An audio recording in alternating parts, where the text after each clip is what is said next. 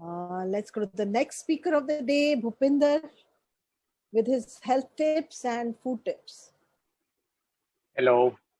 So today we are going to speak about the unconventional theory, and the topic is connecting deficiency dots, vitamin D and B12. So we will cover why am I being deficient, the connection of vitamin D and B12 to our state of mind, and how nutrition helps. So it is very common in our country wherein we hear vitamin D, vitamin B12 being deficient of these two vitamins, and so statistics say that almost 47%, 40 to 47% people are being deficient of this vitamin D and vitamin B12. So we live in a country wherein sunlight is throughout the year, throughout the country, and there is so much of natural food, vegetarian, non-vegetarian, and natural sources which give you the healthy vitamin D and vitamin B12 with nutrition. Still, we are being deficient. So, what are the factors? So, why am I being deficient? So, and how are these two vitamins interlinked also? So, first thing, let's understand that these vitamins are stored in liver, okay, and the liver releases the vitamin as and when required. So it's a slow process. It's a storage. It's there in the liver, and so why and what is happening with these vitamins with our behavior? So I would just want to put a scenario in place wherein it all starts with the finger pointing, wherein I feel that someone's pointing on me. Okay, so it's my perception. Anuji, I would need your name in this, if you okay. Yeah, go ahead.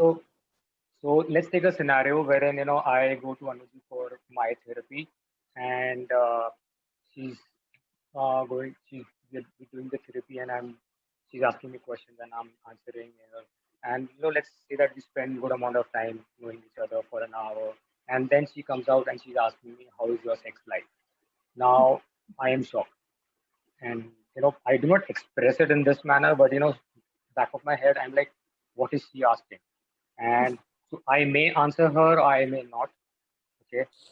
However, I am feeling that how can she ask me? I am here for a therapy.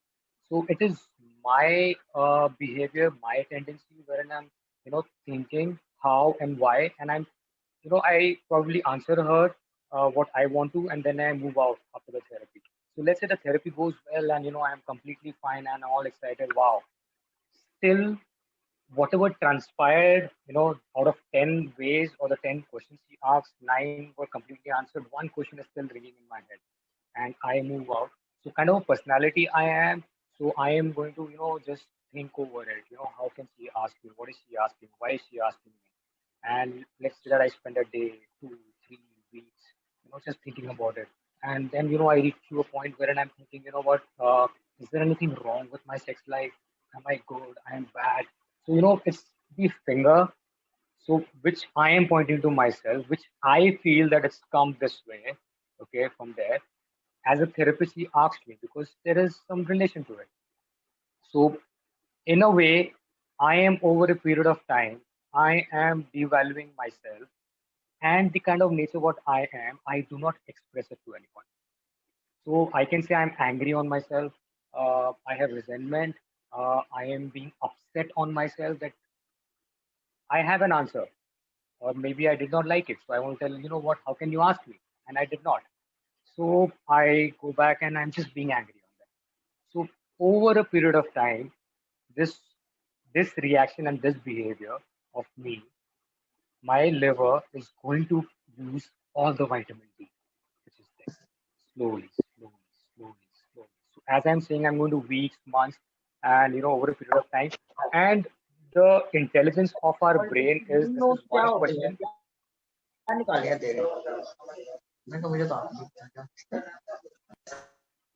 So this is one question, and I keep on creating more questions like this because that is my nature. So I'm just giving you an example of a question. So there are many situations which I will keep on evaluating myself, and over a period of time, wherein I'm getting into the number of years the vitamin D is being just eaten up by my body. Okay. So this is one way of realizing that vitamin D is being used. Okay. So in a way, I can say I'm taking things too personally. Okay. So now what happens on the flip side? What is happening with the other strips? This is one example. So the same scenario, same thing happens. Anuji is asking me, how's your sex life? I go very good, happy. I go back, 9 questions well answered, one question still ringing in my head. So I am a different personality right now. So I meet a friend. Aarti, you there? I need your name. She's there? Yes, I'm there. Okay. Yeah. So let's Go ahead. say I keep on thinking about it, and Aarti, a very good friend of mine, next day we meet, and she's asking me, how was your therapy session? I'm like, wow, it was amazing. Uh, I could move my limbs. I was so happy, and I feel so relaxed and everything. I'm just telling her this. And then she's like, what she asked you? What happened? So I tell her one point, and then I read the question. You know what? She asked me, how's my sex life? And then she's like, how can she ask you this? It's so personal. And there it is. Okay. I am waiting for someone who is going to be on my page, on my side. And I just start. Okay. I have not told anything. I have not reacted over there in the session to Anuji. Over here, I am doing that reaction, which I was supposed to naturally do there. And I did not. So I tell her, you know what? How can she ask me? Because I have a support system over here. I have a friend who's saying that, how can she ask you this question? So I am like, you know what? She's asking me this. How can she ask me? I told her left, right, and center, what is this? You're getting personal. I'm here for therapy. I never did this. But I'm creating a hypothetical situation. I'm exaggerating myself. And what I actually wanted to say there, I'm telling her right now to a friend. Okay. So I am creating a scenario, and I have this habit of not saying it on the face, however, elaborating and speaking out to someone else. This way, my body, my liver knows that it is not right. Again, I am being angry on myself because somewhere deep inside, I know I am lying. Even though I'm telling it to Aarti in exaggerated form, deep inside, I know, what, this is not the truth. So my vitamin B12 is going to be taken slowly, weeks, months, years. And I keep on creating reflexes. I keep on creating other situations, and I keep on exaggerating. So this is so what I want you to do is, now you know an example of D3, and now you know an example of B12. I want you to tomorrow go back to the FB Live session, rehear it, or the YouTube channel, take a pen and paper, put D3 on one side, put B12 on one side, and just analyze what kind of a personality are you.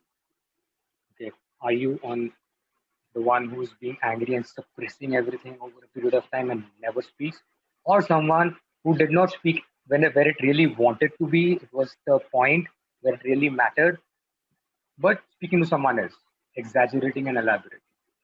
So when you put that, you will realize where you stand, okay, with your vitamin D and vitamin B12. Then the exciting part is you would know what kind of levels are you at. So if you do a lab test, so let's say if I am on the D3 side, I will realize my D3 maybe is getting lower, or it is already bottom line. So it's been years that I've been behaving that way. But if I'm on the B12 side, again, the same story. Either it's there or it's going down. Okay. So this is the way how you can analyze. And trust me, for me, just for my record, you should do a lab test also and send me the reports. So this will make you feel that where you stand and how this works. And you would also come across people who are being deficient with both the deficiency, both the vitamins. Now, what is happening? So let's say on the first scenario, when the D3 is happening, I am being the way I am, and D3 is getting deficiated. So the brain is such intelligent element that you are going to keep on going on with your way of living and everything.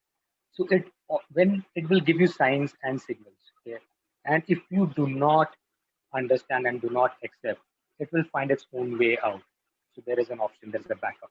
So what is the backup? The next richest source of vitamin lying in the liver is vitamin B12. So it starts using that. Okay. So B3, B12, suddenly you see the deficiency happen. On the flip side, again, you can be a first symptom of B12, then the body starts using D3. That is how we are getting deficient on both the sides.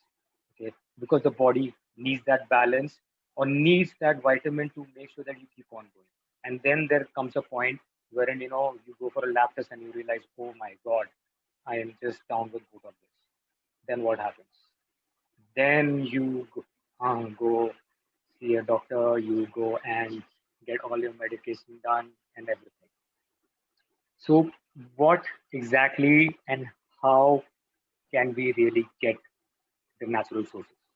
Okay, I term it the unconventional theory because I believe, and this is the gift from Anuji to me, the conventional method has a lot of restriction. Correct me if I'm wrong. This is my perception, and wherein at a certain point it stops because the education is that till that level.